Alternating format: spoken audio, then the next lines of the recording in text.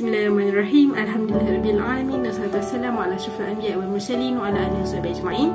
Kaifa yakhluqukum jami'an. Diharapkan semua nama muslimah berada di dalam keadaan sihat sejahtera, InsyaAllah.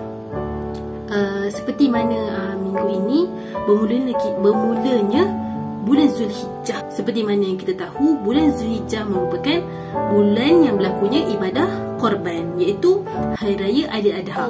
Dan kebanyakannya adalah kita terlupa 10 awal Zulhijjah merupakan waktu ataupun 10 hari yang Rasulullah SAW dan juga para sahabat berbulan mengerjakan ibadah.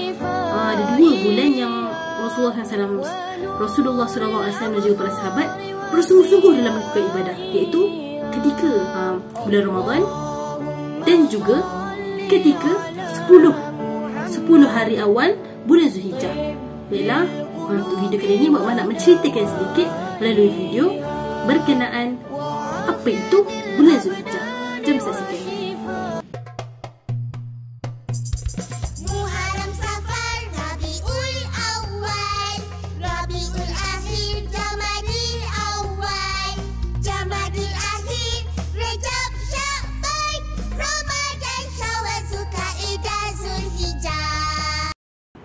Dari Ibnu Abbas radhiyallahu anhu berkata, Rasulullah sallallahu alaihi wasallam bersabda, tidak ada hari-hari di mana amalan soleh yang dikerjakan di dalamnya lebih dicintai Allah daripada 10 hari ini. Para sahabat bertanya, termasuk jihad fisabilillah? Beliau Nabi Muhammad SAW bersabda, ya, dan jihad fisabilillah kecuali seorang yang keluar dengan jiwa dan hartanya dan tidak kembali darinya sedikit pun.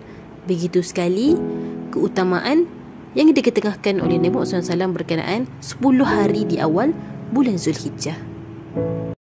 Di sini Muhammad akan menceritakan berkenaan beberapa amalan yang boleh dilakukan ketika bulan Zulhijjah. Rasulullah SAW dan juga para sahabat berbulan-bulan membuat ibadah ketika awal 10 Zulhijjah. Apa ibadah yang dilakukan? Jom kita tengok. Yang pertama, memperbanyakkan berzikir kepada Allah dan juga bertakbir ketika melakukan apa-apa pun yang kita buat. Ketika berkemas rumah bersapu sampah, La ilaha illallah, Allahu akbar, Allahu akbar walillahil hamd. ketika berada dalam rumah bermain bersama haiwan peliharaan. La ilaha illallah, Allahu akbar, Allahu akbar walillahil hamd. Dan seterusnya adalah berpuasa sunat, dinamakan puasa Arafah. Namanya puasa Arafah. Hadis mengatakan Rasulullah SAW berpuasa selama 9 hari ketika awal bulan Zulhijjah. Jadi kita boleh praktikkan pada hari Arafah ni untuk kita latih puasa sunat. Bismillah.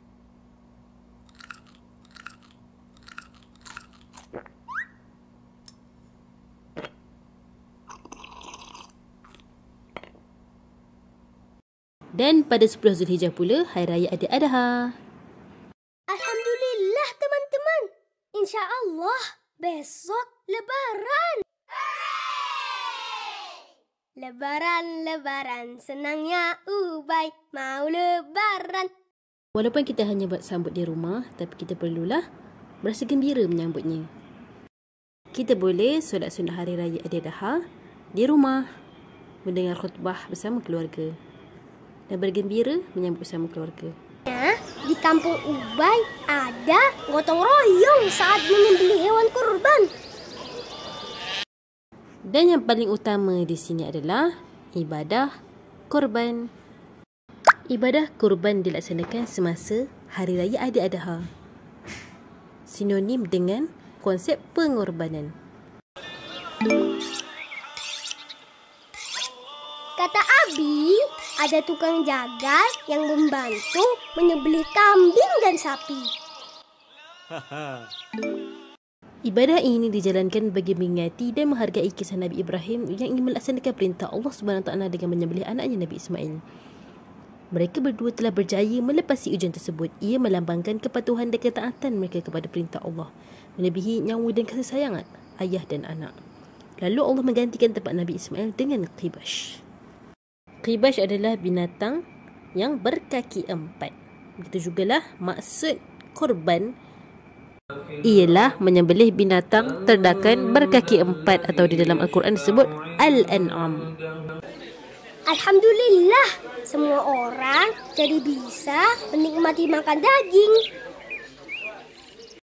Hukum melaksanakan ibadah kurban adalah sunat muakkad, iaitu sangat dituntut tetapi tidak wajib bagi yang tidak berkemampuan.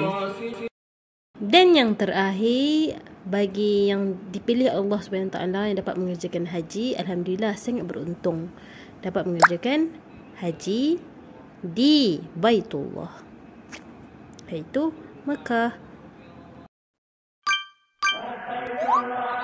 Walaupun kita masih belum dipilih untuk ke sana, kita boleh tanamkan niat dan berdoa kepada Allah supaya suatu hari nanti kita akan menjejaki di sana, insya-Allah. Baiklah, itulah dia amalan yang kita boleh lakukan pada 10 awal Zulhijjah. Termasuk juga ibadah yang kita lakukan ketika Hari Raya Aidiladha. Kisah pertanyaan adik ini boleh kita perbanyakkan ibadah kita, insya-Allah. Sama-sama kita memperbaiki diri, insya-Allah. Assalamualaikum.